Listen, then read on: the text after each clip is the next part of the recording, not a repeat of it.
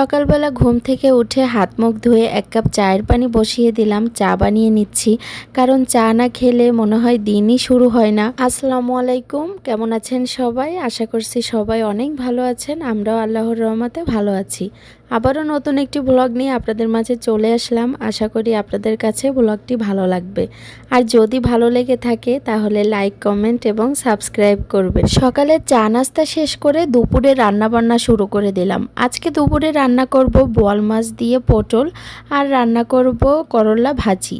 এদিকে আমার আব্বাজানের খিচুড়িও রান্না বসিয়ে দিলাম। আমাদের বাসার সবাই বোয়াল মাছ অনেক পছন্দ করে, তাই ঘুরে ফিরে আপনাদের ভাইয়াও বোয়াল মাছ নিয়ে আসে। আর সৌদি আরব তো সবই বরফের মাছ, এখানে তাজা মাছ পাওয়া যায় না।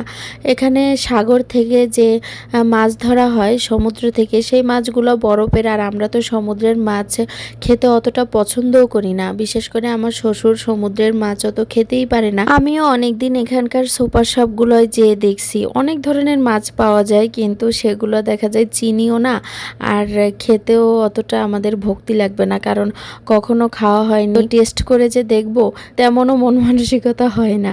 দেখা যায় এই পরিচিত কয়টা মাছই ঘুরে ফিরে খাই। ঘরে টুকিটাকি বাজার শেষ হয়ে গেছিল, আর আপনাদের ভাইয়াও যাবে বাহিরে বাবুকে নিয়ে ঘুরতে। তাকে বললাম যে যা শেষ হয়ে গেছে সবকিছু নিয়ে আইসো, যেমন মুড়ি ছিল না, ড্রাই কেক, তাছাড়া আলু, করলা ভাজি করব, যে ভাজির কিছুই ছিল না ঘরে, তো করলাও নিয়ে আসলো সে। আমি তো আগে ঘুম থেকে উঠে সকালেই চা নাস্তা সেরে নিয়েছি, কিন্তু আমার শাশুড়ি, আপনাদের ভাইয়া, তারা তো পরে ঘুম থেকে উঠছে সবাই, তো তাদের জন্য চা বানিয়ে দিলাম। এদিকে আমার রান্না বান্নাও প্রায় শেষের দিকে। মাছ ভালোভাবে কষিয়ে তারপর পটল আর টমেটো দিয়ে দিলাম, কারণ কাঁচা মাছ দিয়েই রানবো, তাই মাছটাকে আগে ভালোভাবে কষিয়ে নিছি।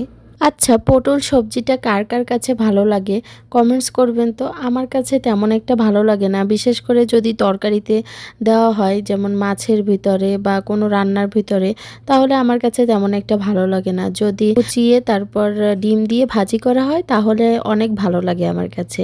এদিকে আমি করলাও ভাজি করে নিলাম। বোয়াল মাছের তরকারি রান্না প্রায় শেষের দিকে। এর আগে আমার আব্বাজানের খিচুড়িও রান্না হয়ে গেছে।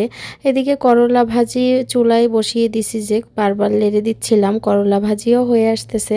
আর আমাদের সব তরকারিতে সবসময়ই মাস্ট ধনিয়া পাতা থাকবেই, কারণ আমাদের এত পছন্দ ধনিয়া পাতা, বিশেষ করে আপনাদের ভাইয়া অনেক পছন্দ করে।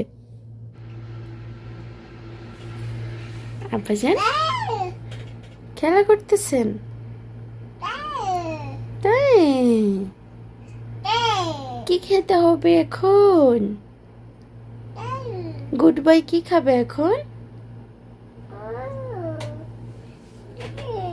আমার গুড বাই একা একা বসে খেলা করে। হ্যাঁ আব্বাজান, আব্বাজান আজকে কালো ড্রেস পরছে, মাশাআল্লাহ। ঘোড়া কি কি করে ঘোড়া পাপা?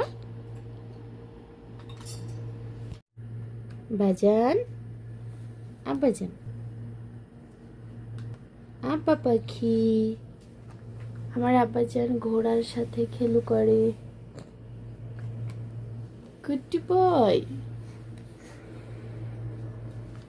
এই যে পাপা, বাজান দেখেন, এটা নিবা, এটা এই মাশাআল্লাহ, হাসি দেন তো।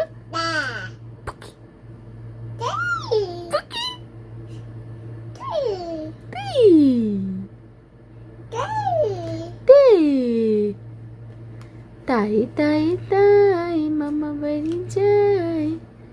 Good boy.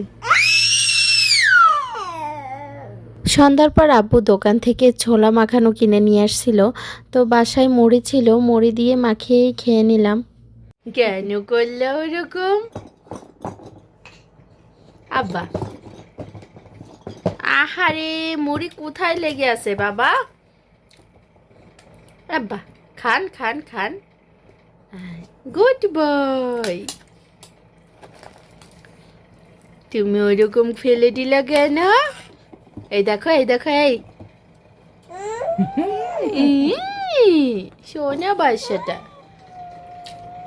কালো পেন্টুটা খুলছো কেন?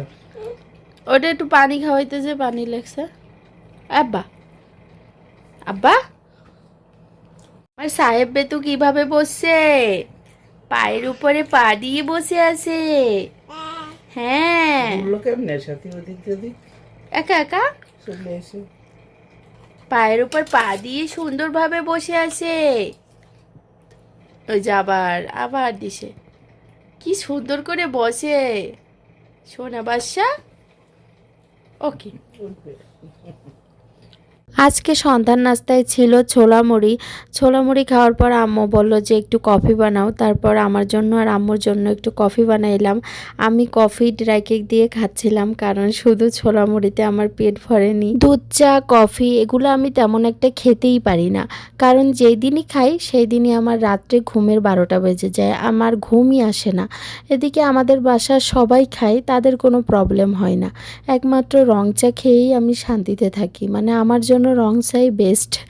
এদিকে আমার আব্বাজান দেখেন তার দাদার সাথে বায়না করতেছিল, তার দাদা বাহির থেকে নামাজ পড়ে আসছে মসজিদ থেকে মাত্র, তো সে এখন বাহিরে যাবে, তাই তার দাদার সাথে বায়না করতেছে।